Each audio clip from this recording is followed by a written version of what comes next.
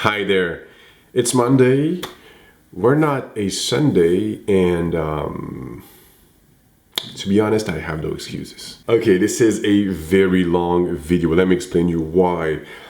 We're gonna be talking about color grading, one of the many ways I color grade my images using mainly gradients. I'll be sharing a few tips and tricks to enhance and boost and add details to your images. And I really wanted to make a short video, but in the end, I just couldn't. So basically that's the video. You're gonna be with me while I go through the process of color grading this particular image. And before you dive into this, beware, if you are not familiar with Photoshop, if you don't know what an adjustment layer is, what masking is, what blending modes are, gradients, well, this is going to be hard to follow. And to help you with this, I've put in the description box below a few links of videos of people out there that are very talented, and that explains some of the things that I talk about in this video.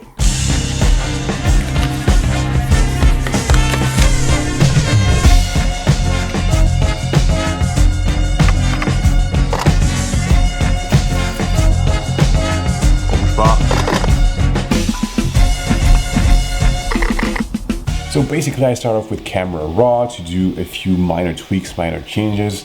Of course, the white balance, the highlights, shadows, and contrast to have a nice, clean, balanced image before doing anything in Photoshop.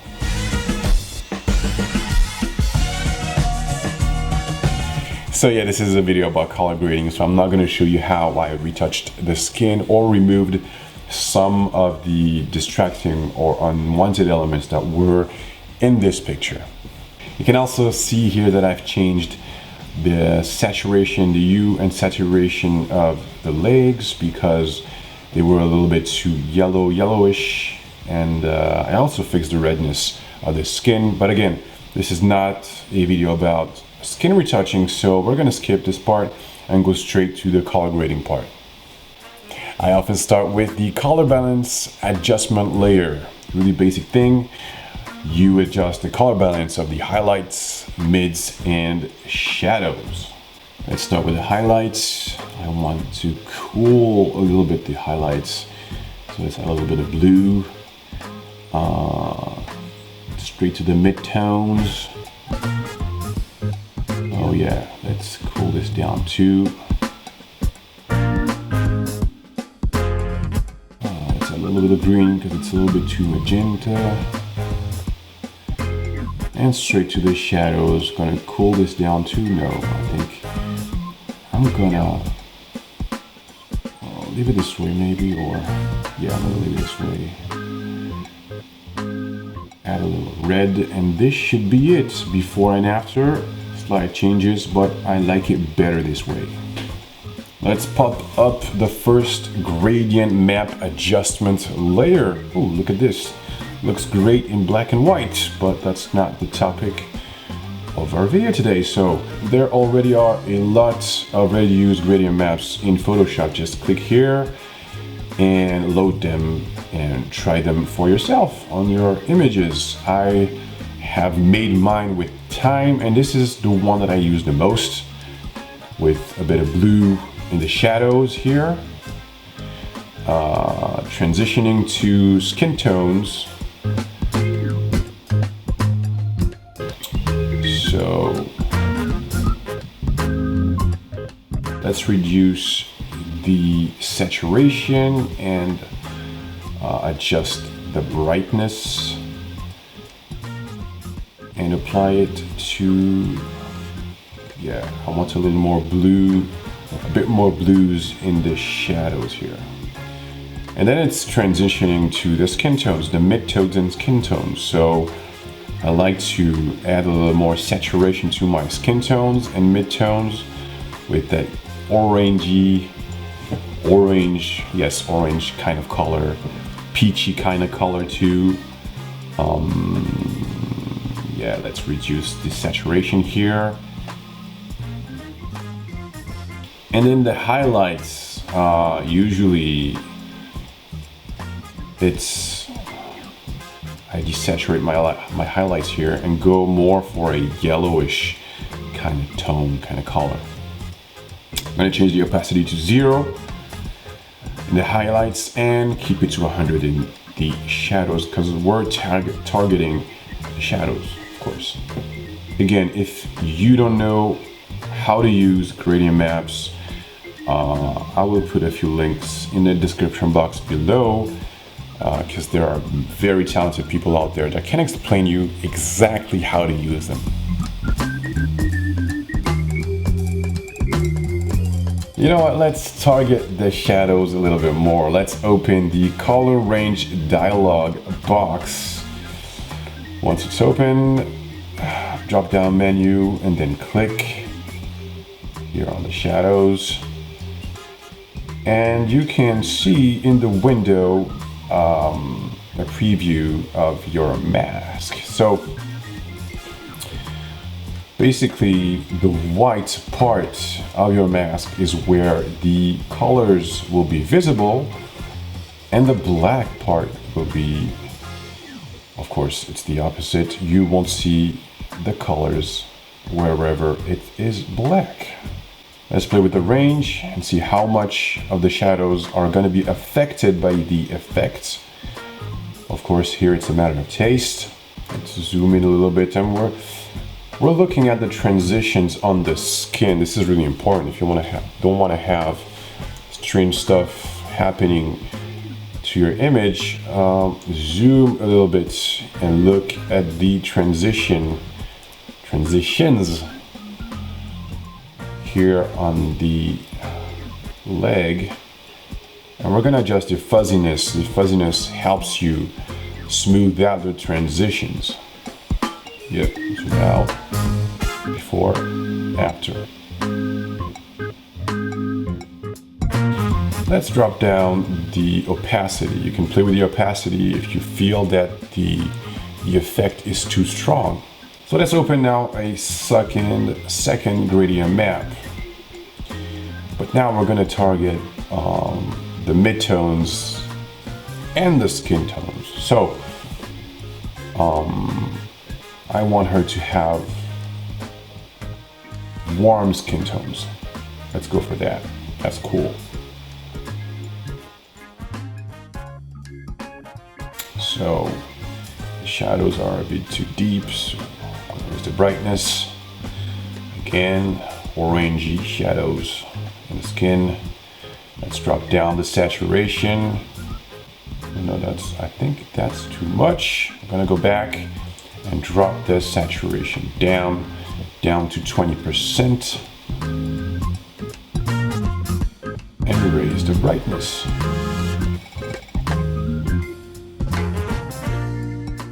For the highlights, again, something subtle, not too saturated. Around 90 for the brightness should be good. So let's change the blend mode to soft light, and yeah.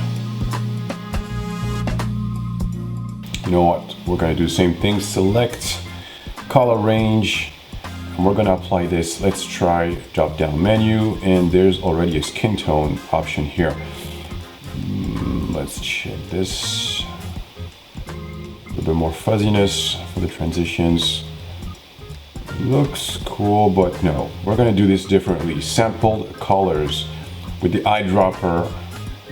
Check the plus eyedropper and select the different part of your image where you want your color to be visible. So click the shadowy areas, midtones, highlights, and play with the fuzziness, targeting almost exclusively, the skin tones. Yeah, that looks cool. Oh, let's organize a little bit all this by naming our layers. Cool. And it's a bit too strong, so I'm gonna lower the opacity right there. Before, after.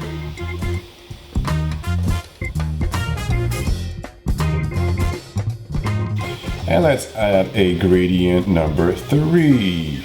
It's all about gradient maps today. Cool.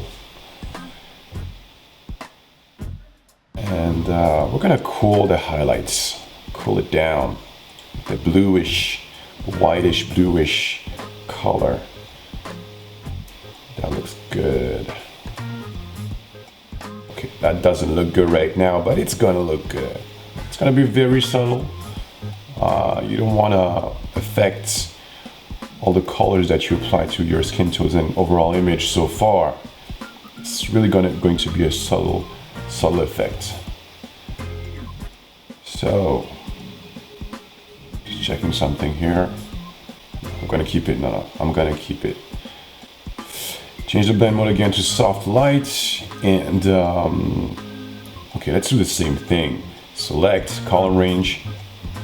Now, let's target the highlights.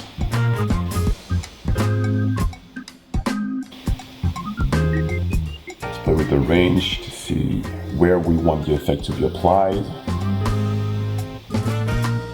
Fuzziness too. Oh, I'm gonna zoom in a little bit. Gonna zoom in to see what it does to our image. Sorry, my voice is cracking. That should be puberty. Right there. Let's give it a 20.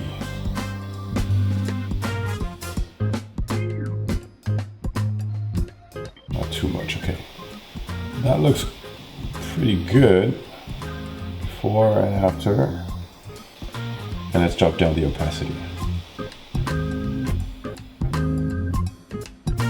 Lowering the opacity to make it really subtle. Of course, I don't think if you can see how it affects our image. You can see more the effect of this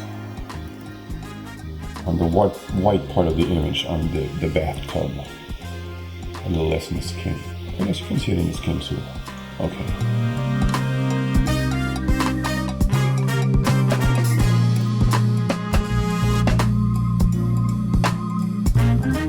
Checking all the layers, all the adjustments that we made so far. You can always go back and change the opacity to your likings. Oh yeah.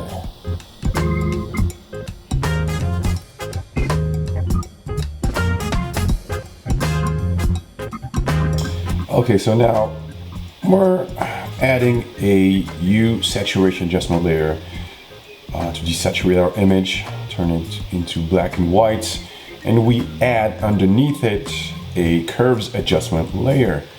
This will help us see exactly what we're doing to the highlights and shadows. What I want to do is select a few points, a few key points, highlights, mids, and yeah, shadows. To adjust contrast and highlights. And I believe my image needed a little toning down. Okay, that looks cool. Let's erase the hue and saturation adjustment layer and turn the curves adjustment layers blending mode to luminosity so that it doesn't affect the saturation of the image. And there we are. So, what can we do? It's pretty good. You know what? Some of the shadows there are a bit too dark, too deep for me. So, we're going to change that. We're going to simply add a new adjustment layer and slightly raise the black points there on the left side. And we're going to use a gradient filter to kind of guide the viewer's eyes to the upper part of the image. So, from top to bottom, boom, you can see on my mask, on my layer mask, that I'm applying the effect of this curve only on the top part of the image. Now I'm going to add a new hue and saturation adjustment layer to target the leotard, the red leotard. Take the plus eyedropper tool, select the leotard so that it selects the right color, and then you can modify the saturation with the saturation slider. Here you are.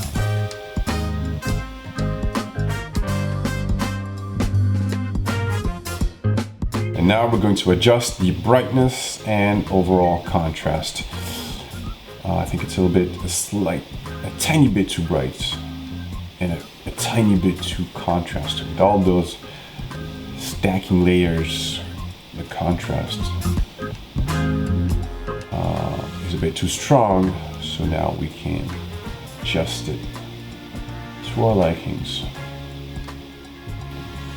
You can group all this. And you can name it, of course, if you want. See the before and after. You know what? I'm going to show you. This wasn't planned, but I'm going to show you how a quick technique to boost the look of your image. You guys are ready? Let's go.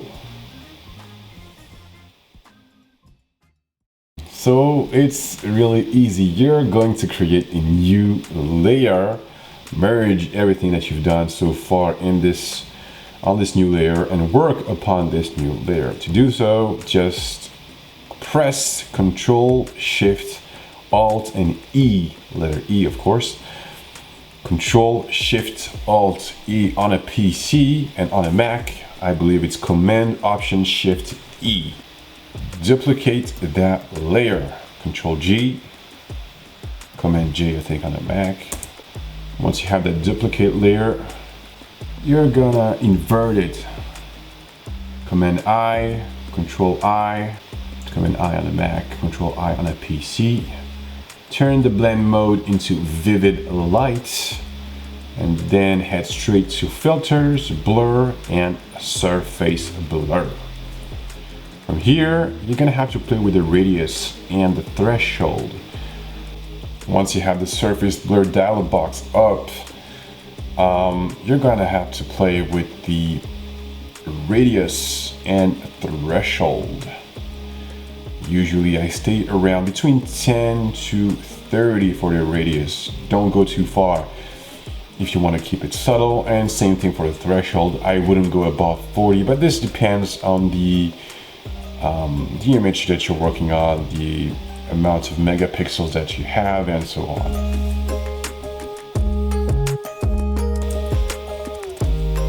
Next step is simple, just merge both layers.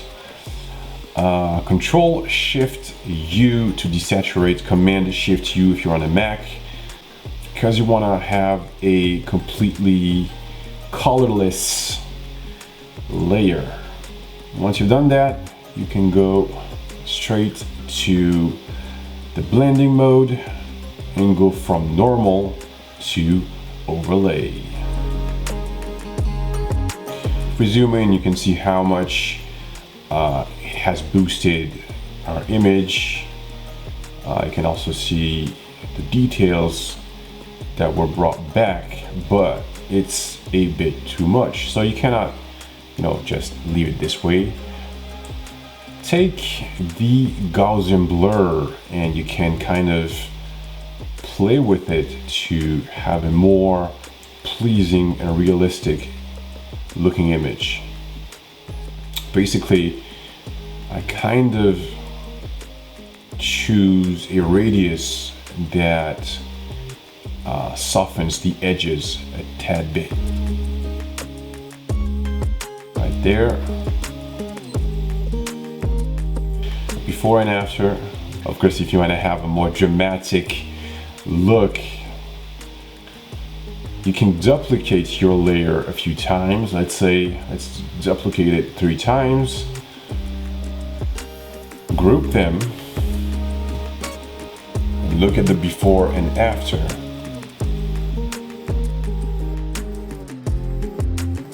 Add a mask. Invert the mask. Control I or Command I. And you can now paint with a white brush.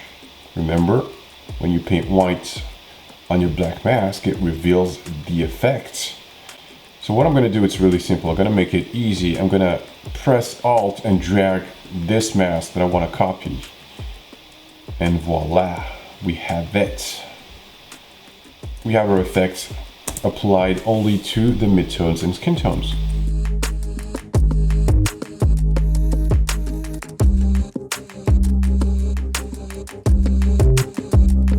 See the before and after.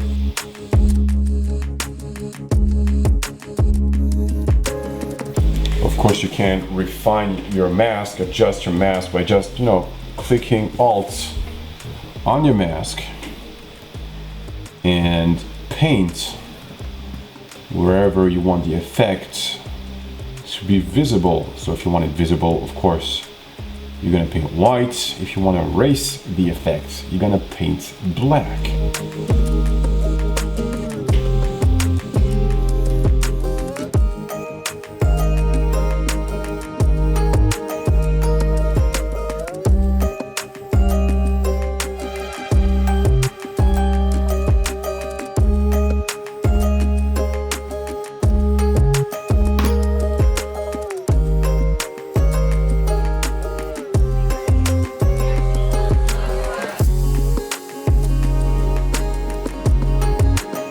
Let's use another technique, really easy one to kind of similar to what we've just done to bring back details. Basically, again, you're gonna make a new layer and merge all your layers in it. Control, Shift, Alt, E, Command, Shift, Alt, E. Duplicate that layer, Control J or Command J. Group layers, both images. Change the blending mode of the group from pass through to overlay. Change the blending mode of the top layer to vivid light. Invert that top layer. To invert, Control I or Command I on the Mac. Convert to a smart filter. And then we're gonna head to the surface blur. And then we're gonna head to the surface blur. Start around 10 for the threshold and around 35 pixels for the radius. Again, this will depend on the type of image, the image that you have, number of megapixels, and the amount of details you want to bring back. So you're gonna have to play with that and see for yourself.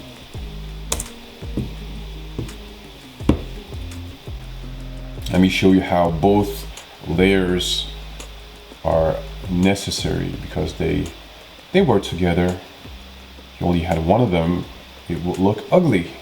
So here the before and after. Of course, it's a bit too harsh. You can always play with the opacity. I'm gonna add a layer mask also on this one. And let's name it. And here, we're gonna paint our details manually because I want to see those details like in some of the bright areas of the hair, for example. So of course you're going to paint white with a soft brush. Make sure your brush is set to normal. We're going to keep the flow to 100, opacity to 100, and slightly softly paint over those bright areas. I'm also going to paint over the eyebrows, the eyelashes, the lips, anywhere you wish to have the effect to be visible.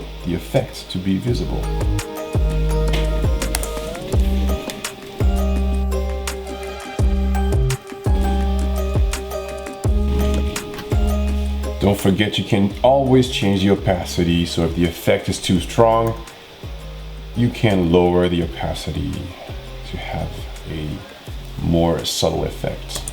And you know what? I'll show you how I sharpen my images once everything is done.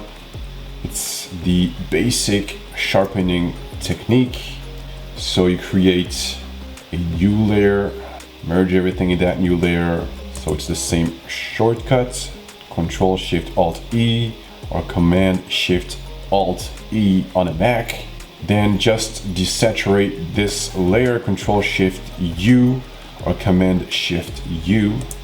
Change your blending mode to overlay and then go to filter, high pass.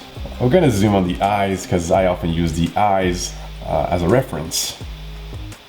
And my radius is going to be around 1 pixel or under.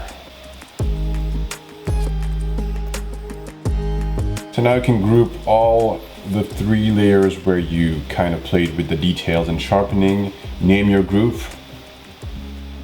and you can always, go back and change the opacity of the group or all the individual layers. And you know what? We're gonna add something else. We're gonna add a vignette. Make a selection, boom. And we're gonna do this with a curves adjustment layer.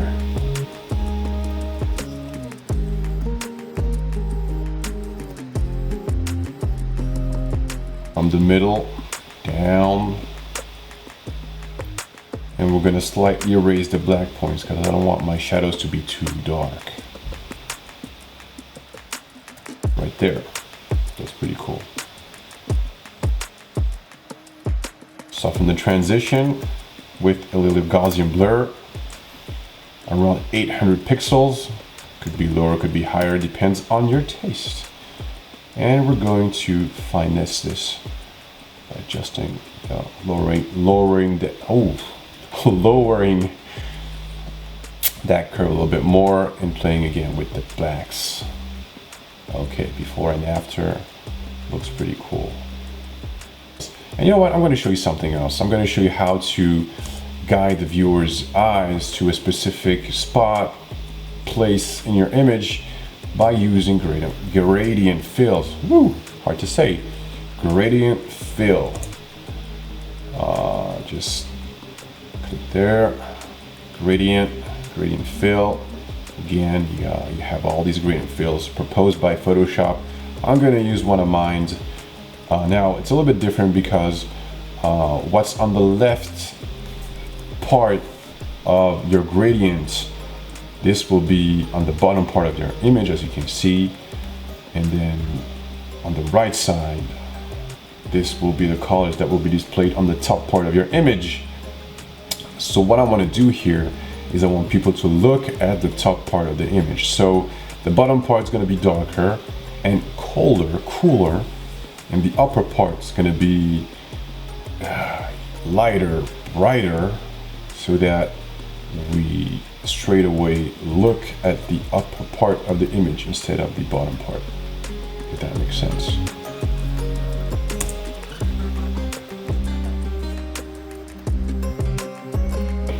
Of course, I'm reusing the colors that I've used so far, but beware of this because it's going to affect your skin tones and, of course, the colors of your images. So it's going to add saturation to your skin colors, for examples.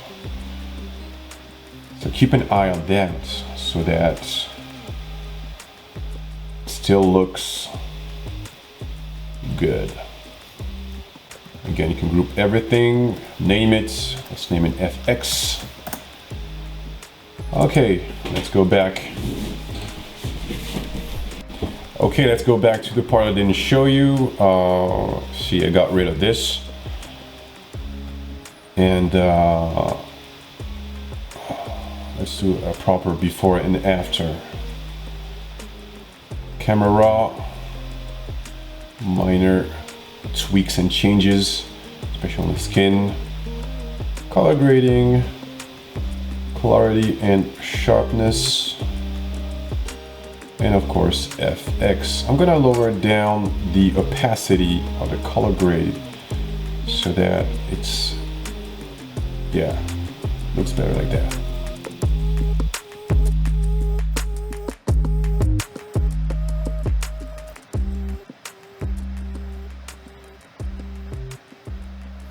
Okay, another bonus, cause yeah, it's Christmas.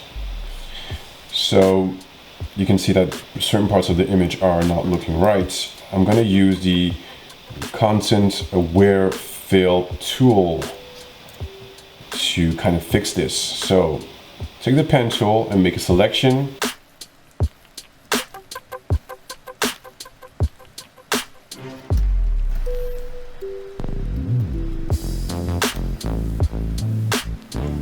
Once you have your selection, you can straight go to edit, content aware fill. And you can see that it doesn't look right straight away. So we're gonna do a little bit of clone stamp on the floor to make it look right.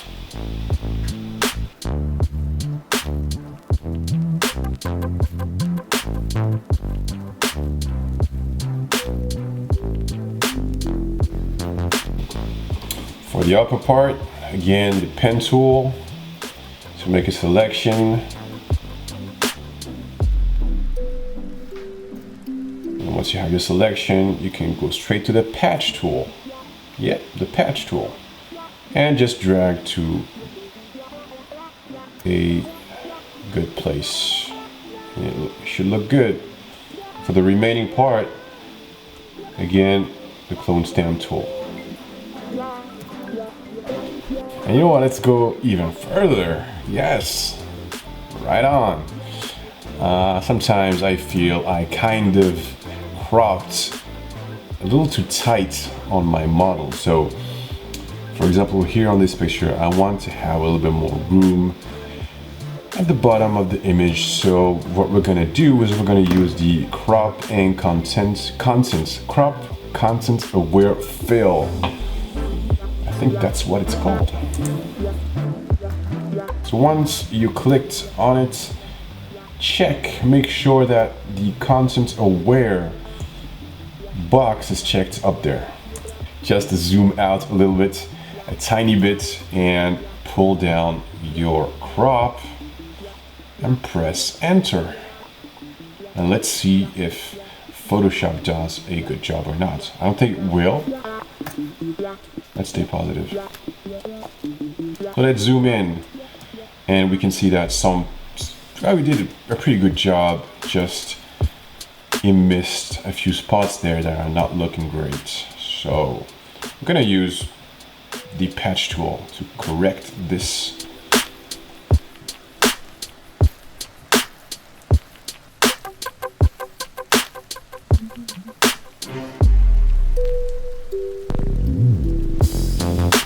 The other side looks great, and I think that we're done. Now we're gonna head straight to Lightroom and see. Once you're done with an image, leave it to rest and come back to it later to see if you haven't done any mistakes. Here, I want to accentuate the exposure on the top half of the image because I want people to concentrate on that part of the image a little bit more than the bottom part. So I'm going to use a gradient filter, another gradient. I'm going to call this video gradient video. Yeah, that, and of course raise slightly the exposure.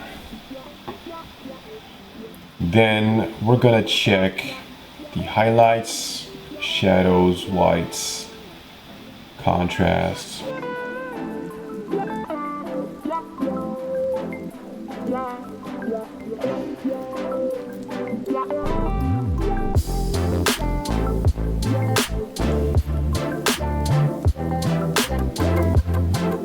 Oh yes, I'm going to touch the clarity a tad bit.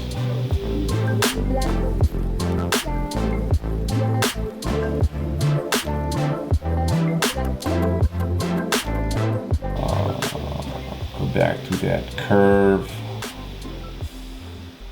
You know, it's really small details. Looked good before, but you know, I want to accentuate a little bit more the highlights and the shadows, contrast here in my image. Let's be sure not to blow out the highlights. I'm going to raise the luminance in the reds for the leotard, the outfit.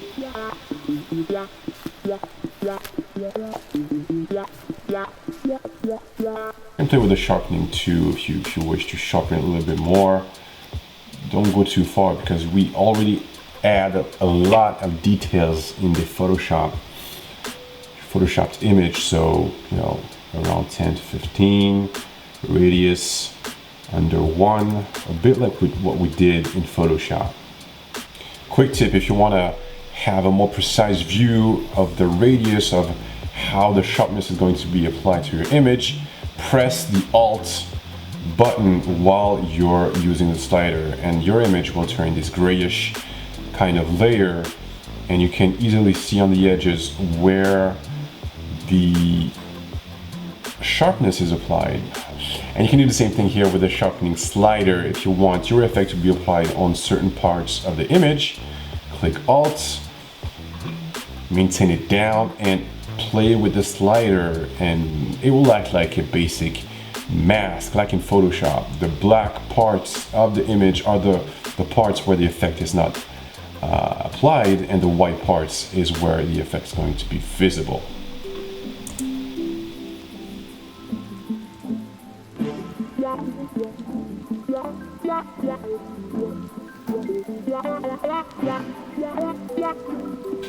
And we're going to end this by cropping the image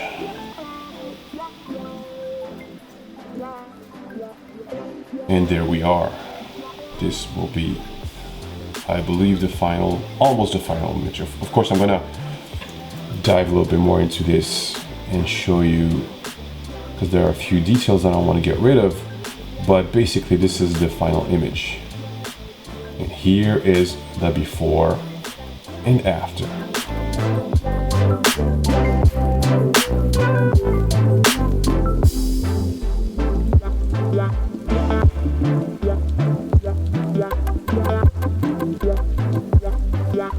If you have made it till the end, thank you so much for watching. I'm really sorry for the audio. I had a problem with my computer. It made so much noise in the background. Tell me in the comment section below if you wish to see more videos like this one, and I promise I will make it shorter next time. Give a little like to this video for support, and of course subscribe to this channel if you haven't already. If you're not already following me on Instagram, please do so also. Yes, if you want to know what I'm up to right now. And you know what? Rendezvous in my next post. But until then, please have a good one.